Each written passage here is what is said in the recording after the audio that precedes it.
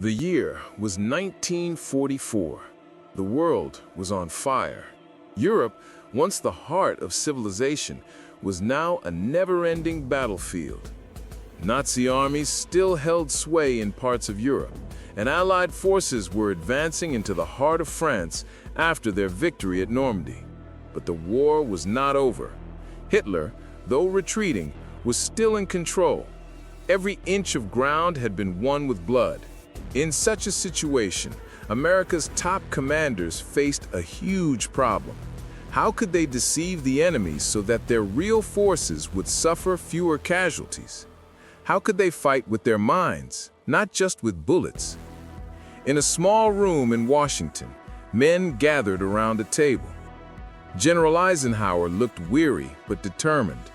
On the table was a wide map of the Western Front in Europe, with red and blue lines indicating the positions of troops.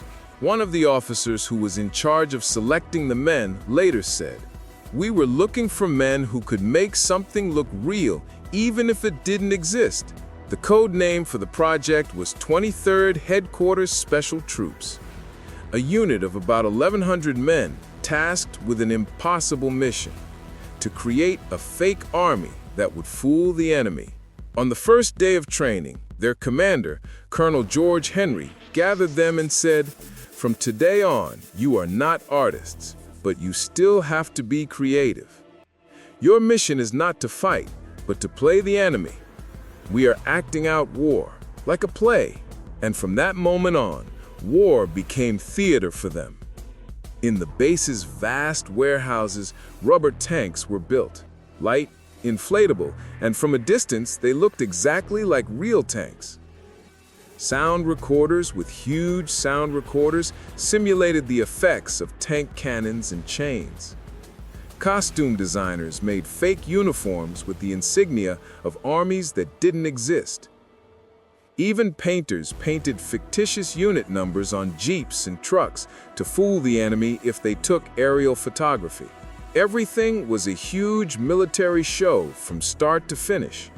But in this show, a mistake equaled death.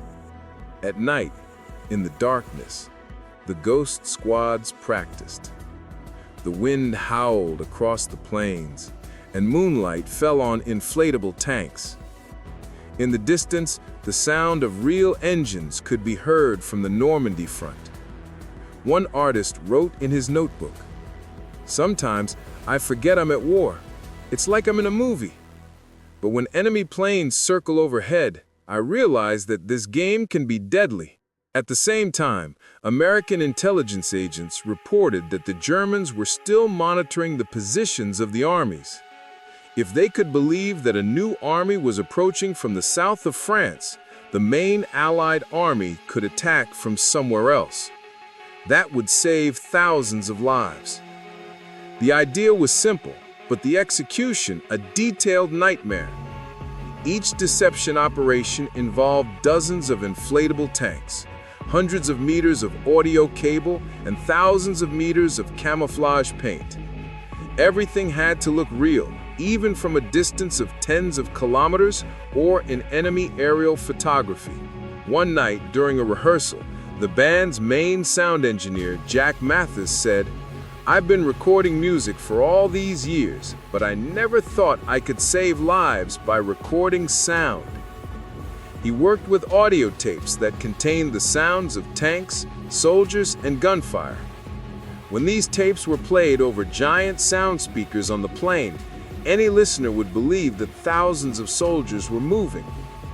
These sounds, combined with light, shadow, and painting, gave the enemy the illusion of an entire army. But the danger was real. If the Germans realized the deception and attacked, there would be no force to defend. Summer 1944, northern France. The air was hot and muggy. A gentle breeze blew from the Normandy coast, and the smell of gunpowder hung in the air. The war had just crossed the beaches, but the road ahead was fraught with danger.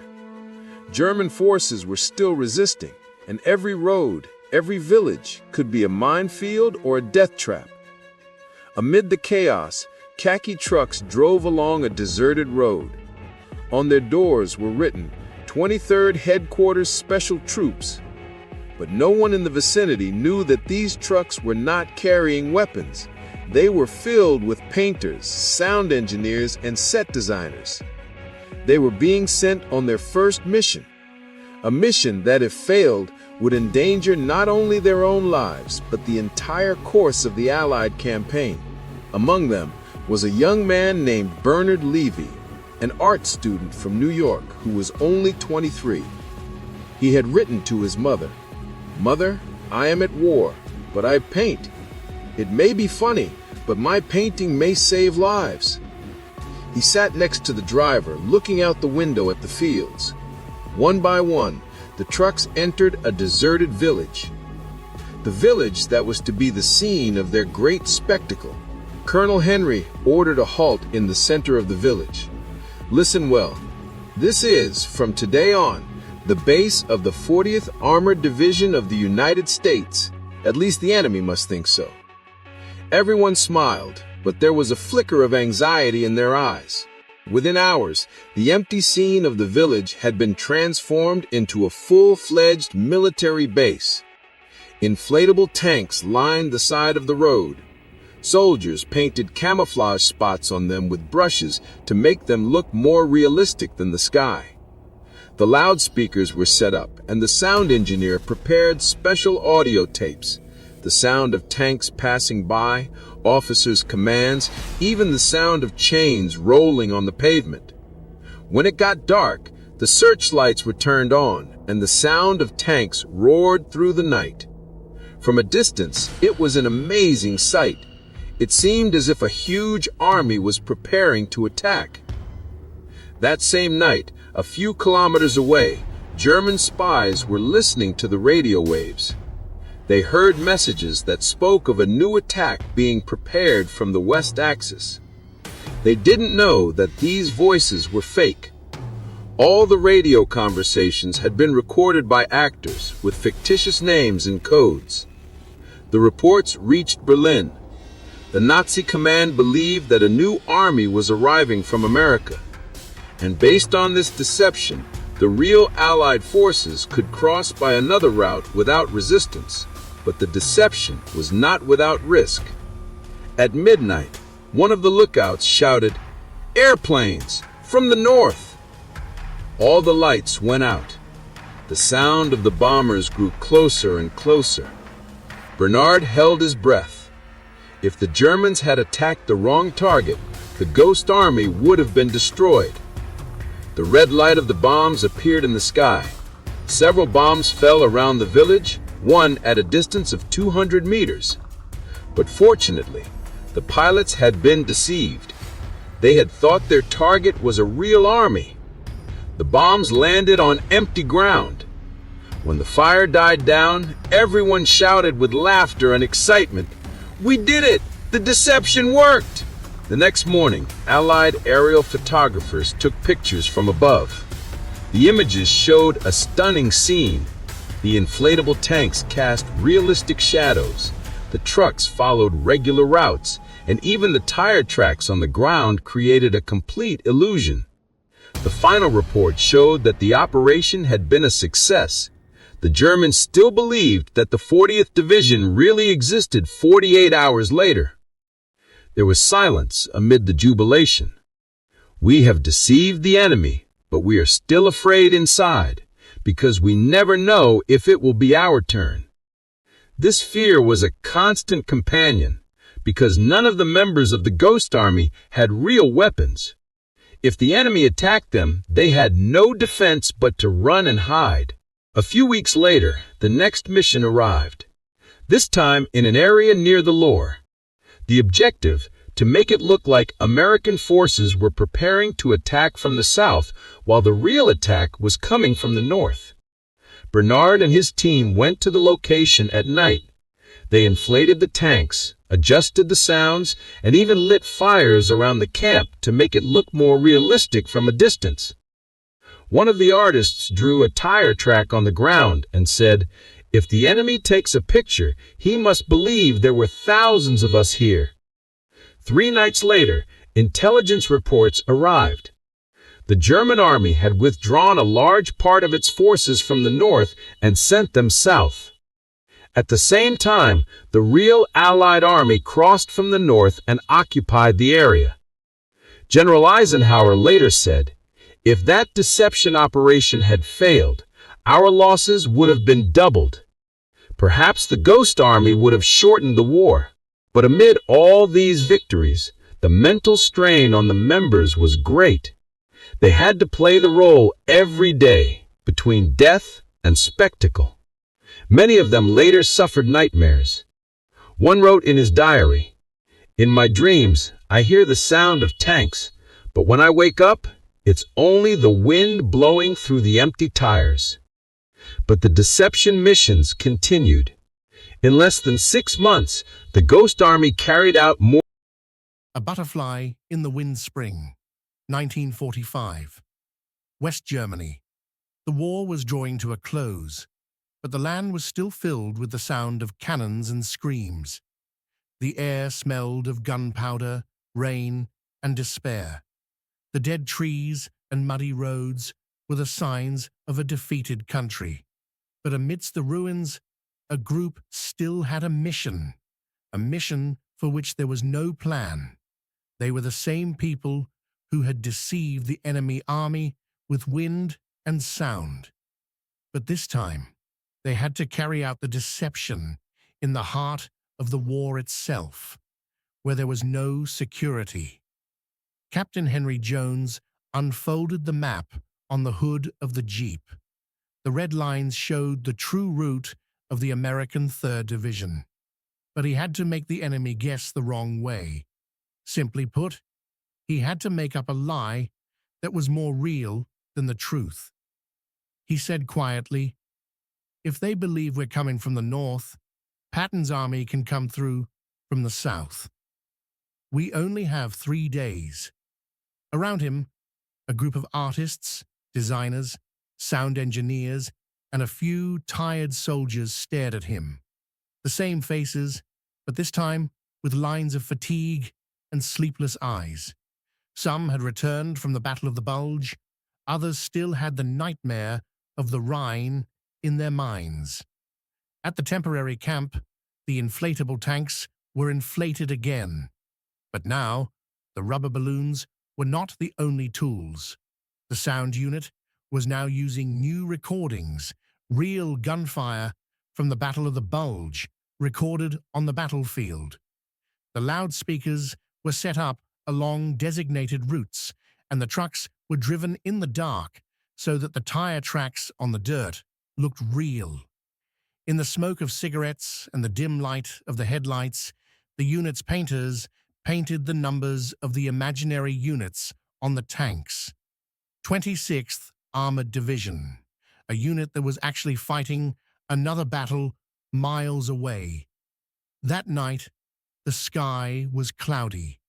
The sound of freight trains could be heard in the distance, and sometimes thunder roared through the clouds. In such weather, the deception operation began. Loudspeakers played the sound of firing and the movement of tank chains. The searchlights from a distance looked like the movement of an army, and even the voice of a fake commander was heard. 2nd Battalion, ready to move. Artillery, 3 minutes to start. But in reality, there was no battalion. Just a few dozen people were playing with tape, cloth, and electricity to create a complete army of illusion. The next morning, the sky cleared and the grey sky gradually turned a dull blue. Across the plain, the smoke from the previous night's shelling still hung in the air. The German reconnaissance unit scanned the area with its cameras. They saw tanks lined up, tents bustling, and vehicles moving. The German commander smiled and said, "They're coming from the north," exactly as we predicted. But the reality was different. The main army was miles away to the south, crossing a river that was no longer guarded. At noon that day, the soldiers of the Ghost Unit gathered on a small hill. One of them, Jim Lawrence, watched the scene through binoculars and smiled. "Can you believe they're fighting shadows?" And the other replied, "We just made shadows. They were scared themselves." At that moment, the distant sound of Patton's real tanks could be heard from the south. The plan was complete. The deception became reality. But on the second night, things changed. The German reconnaissance unit became suspicious. A group of them moved towards the fake camp. No one knew that if they got closer, they would find that the tanks were filled with air and the tents were empty. Captain Henry ordered that everything not be gathered. He said, "No, to retreat is to be exposed. We must play the play to the end." The sound engineer played a new tape, a fake radio conversation between two commanders. In it, one said, "We'll move by midnight. Artillery will cover the eastern flank." The sound was broadcast from hidden loudspeakers across the plain. The enemy, who had reached a distance of half a kilometer, suddenly stopped. In the distance, the sound of truck engines could be heard, but only from the recording. The Germans believed that the American forces were preparing to counterattack and retreated. The ghost soldiers smiled in the darkness, in silence, while no one in the world knew of their existence. On the third day, it rained. The sky turned grey, and the sound of rain pounding on the pneumatic tires of the tanks like a drum. Someone said, "Strange, even the rain is playing a part in our scene," but the mission was not yet over. They had to keep up the show for 72 hours until the main army had completely passed through. On the last night, several enemy shells landed near the camp. One of the explosions was near the radio tent. A brief flash of flame flared up and then went out, but the tapes remained intact, and the sound continued to play as if nothing had happened. The next morning, silence fell everywhere. There were no bullets in the sky, no soldiers were shouting. There was only the sound of the wind whipping across the plain. Henry stood on the hill, looked into the distance, and said, "It's over. They're gone." Behind him, the air tanks emptied one by one, like ghosts returning to the sky. Tents collapsed, wires were gathered, and speakers were turned off. But in that silence, there was no real sense of victory, just a sense of transience, like a play whose curtain has fallen, but whose audience never understood what they saw. The rain fell for 3 days without stopping. The roads were muddy, the tents smelled of damp, and every night the wind howled across the plain. The Ghost Army had completed its mission, but the order to return had not yet come. In those 3 days, something had changed in everyone's eyes. They had fought to deceive the enemy, but now they did not know what would remain after this. In the communications tent, the radio was on. A vague voice came from the command center. "The German forces in the east are retreating. The Allied forces are advancing towards the Rhine." The narrator's voice was raspy, as if coming from another world. Captain Henry wrote in his leather notebook, "We were only a shadow that followed the enemy. Now that the sun has risen, perhaps it is our turn to disappear." At night, by a small fire, Jim Lawrence took out his guitar. He strummed softly, the wet sound of the strings spreading through the air. The soldiers gathered around the fire, tired, speechless. Only the yellow light of the flame danced on their earthen faces. One said, "You know, no one even understands what we did." Another laughed. "Maybe one day they will. Or maybe not. Some heroes must remain anonymous." The next morning, the order to return came. Headquarters had ordered the unit to return to France for a new mission in Eastern Europe. The trucks were loaded. Loudspeakers, tape, balloons, and painting tools were collected. The muddy plain was empty. Only the tire tracks on the dirt remained, like the traces of a stage that had ended. On the way back, the column of trucks passed through villages that had just been swept away by war. The houses were half burnt, the windows were glassless, and the people looked at them with weary eyes. A child in torn clothes stood by the side of the road and raised his hand and saluted as the first truck passed. Jim waved at him from the back of the truck, but there was something in the child's eyes, a silent question. It seemed to ask, "Who are you really? A soldier? An artist? Or just a shadow?" That night, the unit camped in a dilapidated church in a small village. The wind whistled through the broken windows. In the silence of the night, the old painting of Christ on the church walls still stood, with a bullet in his heart. The candlelight fell on the soldiers' faces. Captain Henry muttered, "Isn't it strange? We fought to build something, not to destroy." Bernard replied, "Maybe that's what makes us different from the rest. We fought with imagination, not bullets." In the morning, they set off again. This time, their destination was east, the border of Czechoslovakia. The news said the Nazi army was still holding out in that area. The Ghost Army's mission? To create a large phantom force in the north to divert the enemy from the southern flank. But in reality, no one knew about their existence. Even many American officers thought it was a logistics support unit. On the narrow mountain roads, the sound of trucks echoed through the valley. It was snowing. Everyone was tired, but no one complained. At one stop, Jim sat on the door of the Jeep and began to draw a ruined village, a church tower, and in the distance, grey smoke. He drew the scene with a clay pencil. At the bottom of the drawing, he wrote, "Wherever we went, the shadows followed us." 2 days later, they arrived at the mission area, a wide valley between two mountain ranges with a small village in the middle. The order was, set up a fake 9th Division camp within 24 hours.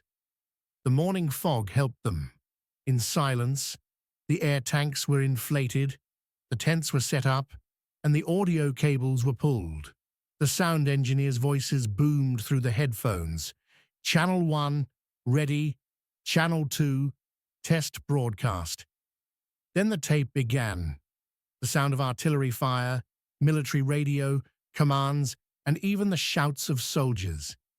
In that grey fog, everything seemed real.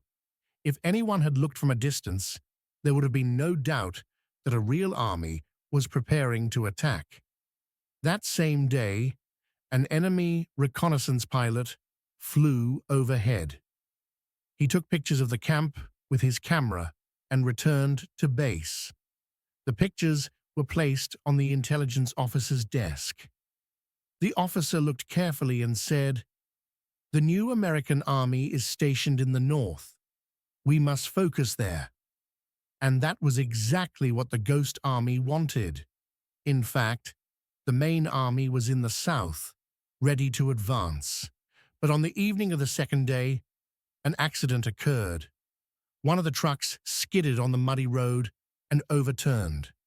Several soldiers were injured, but most importantly, one of the speakers broke, and the fake sound was cut off. Suddenly, a strange silence fell. Captain Henry shouted, "Fix the loudspeaker by midnight." If the enemy finds out that the sound has been cut, it's while all rain over. and Snow fell at the same time. The engineers worked with small flashlights. Their hands were numb from the cold, but they kept working. At 2:40 a.m., the sound came back again, the sound of a tank, as it should be, and the operation was saved. The next morning, a radio message came from Patton's command. Your mission was a success. The enemy has shifted troops from the southern flank to the northern. The attack has begun. Everyone looked at each other in silence. Bernard lit his cigarette and said, "A handful of noise and wind deceived an entire army." And Henry smiled. Sometimes a lie, if it saves lives, becomes holier than the truth. In the following days, the operation ended. The Nazi army in the east surrendered. And a few weeks later, World War II ended. No ceremony was held for the Ghost Army. They returned to base, turned in their gear, and dispersed in silence. Their names were not even mentioned in official military records. No one spoke of them until years later. But in the memories of some of them, the scenes never faded. The sound of the wind on the Rhine plains, the morning mist in the mountains of Czechoslovakia, the smile of a child on a ruined road, and the shadows of the inflatable tanks dancing in the wind, like peaceful ghosts whose only mission was to save. Captain Henry's last note read, "We lied, but for a greater truth. We didn't fire a single shot, but we saved thousands of lives. And maybe that's enough." May 1945. The war was over. Europe smelled of rain and destruction. But amidst the ringing of church bells and the joy of the people, some simply remained silent. At the small base of Trier in eastern France, the 23rd Unit, the Ghost Army, had gathered for the last time. There were no banners, no medals, no reporters. Just a few wooden tables, a few boxes, and a commander who said quietly, "Your mission is over. Now you can go home." Silence. Everyone stood. Some smiled, some just looked at the ground. No one knew what to say. How could you talk about a war fought with voice and imagination? A few days later, trucks took them to the port of Le Havre. The grey ships were ready to return. The rain was falling softly, the sound of the waves blending with the sound of the ship's engine. Bernard stood by the railing, cigarette in hand, looking out to sea. Jim came and said, "Do you believe it's over?" Bernard laughed. "For us? Yes, but for the memories, it never ends."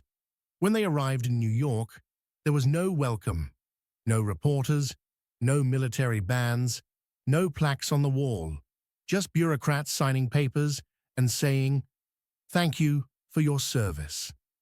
The information from this mission is classified. Don't talk about it to anyone." And just like that, it was over. No one knew what they had done. No names were in the newspapers. No chapters were written for them in the history books. And in silence, the unsung heroes returned to ordinary life. But for some of them, the return was not easy.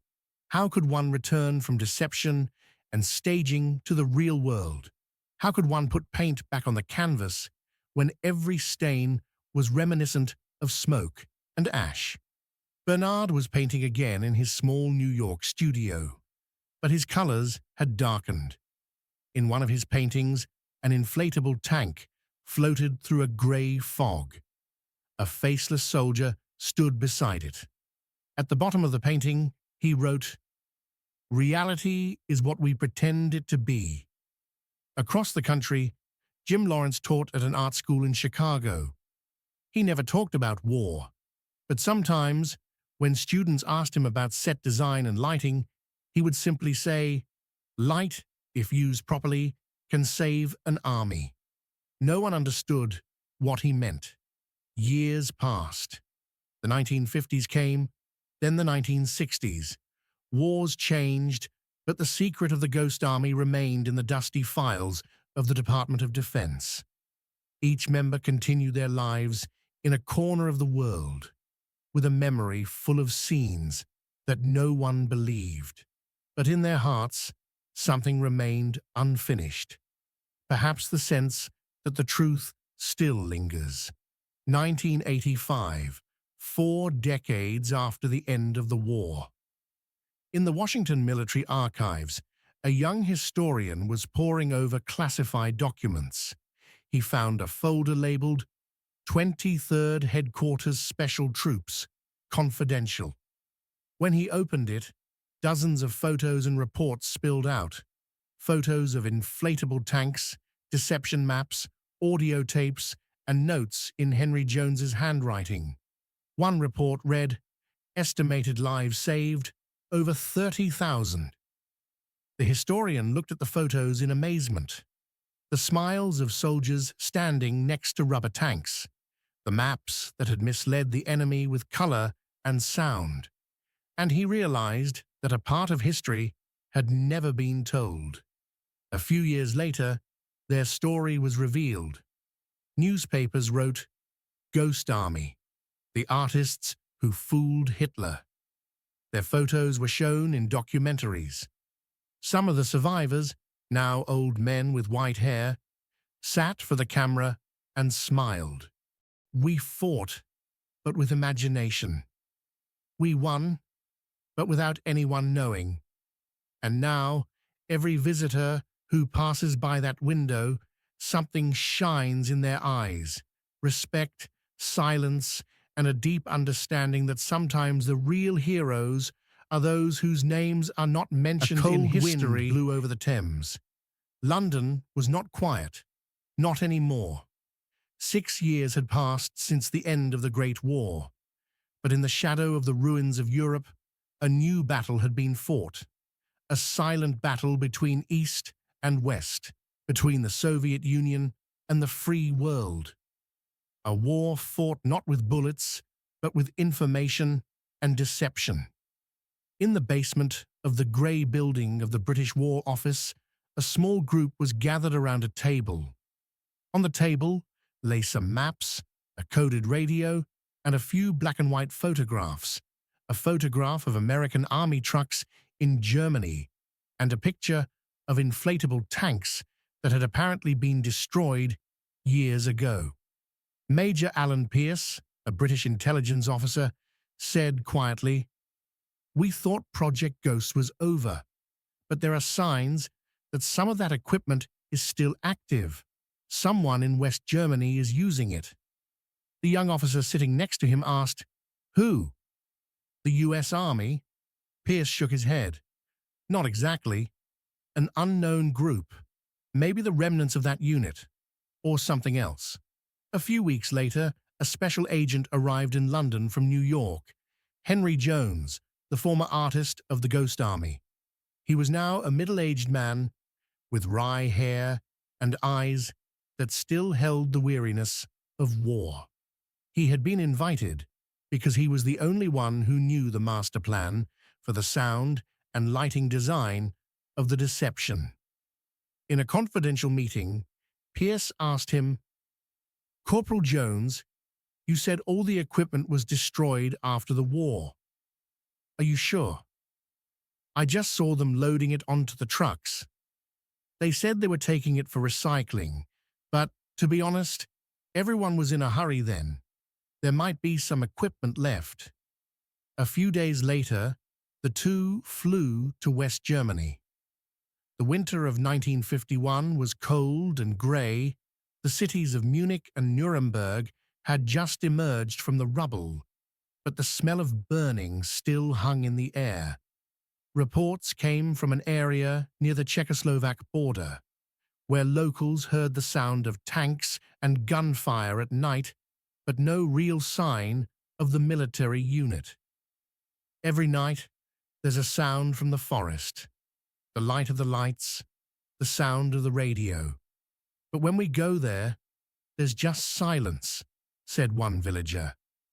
Pierce and Jones decided to investigate for themselves. At midnight, they pulled onto a deserted road in a military jeep. The air was foggy, the sound of the engine was faint, and in the distance, there was a real sound, like the roar of tanks. Jones said involuntarily, "Impossible. Those sounds are ours. The same effects. I recorded them myself." Deep in the forest, they came to an open area. In the moonlight, what looked like several tanks and trucks could be seen. But as they got closer, they realized they were all made of cloth and rubber. Pierce said quietly, "Damn it. Someone's playing your game again." Jones stepped forward, ran his hand over one of the tanks. The cold dirt settled on his fingers. Nearby, old speakers were set up on the ground, the same models the Ghost Army used to broadcast the sounds of war. And on one of them, in white chalk, was written, "23rd Lives Again." The next day, they searched the place carefully. Inside one of the small bunkers, they found several audio tapes. One of the tapes read, "Op, Mirror, Phase 2. When they played it, the recorded sounds were exactly the same effects they had used in 1944, but with new codes and conversations that were obviously made for radio deception. Pierce said, "Someone is using your method for a new operation." But who? The Americans? Or the Russians? Jones was silent. He just stared at the tape. That last voice. "That's me. I said it. He stole one of my tapes." The investigation continued for several weeks. The tapes led to an abandoned military warehouse in Frankfurt. There, an unknown group of American intelligence agents were experimenting with psychological warfare technologies, a new plan that would later become known as Operation Echo. In fact, they had kept some of the equipment from the Ghost Army for use during the Cold War. But here was the problem. Some of the voices and maps had gotten out of hand.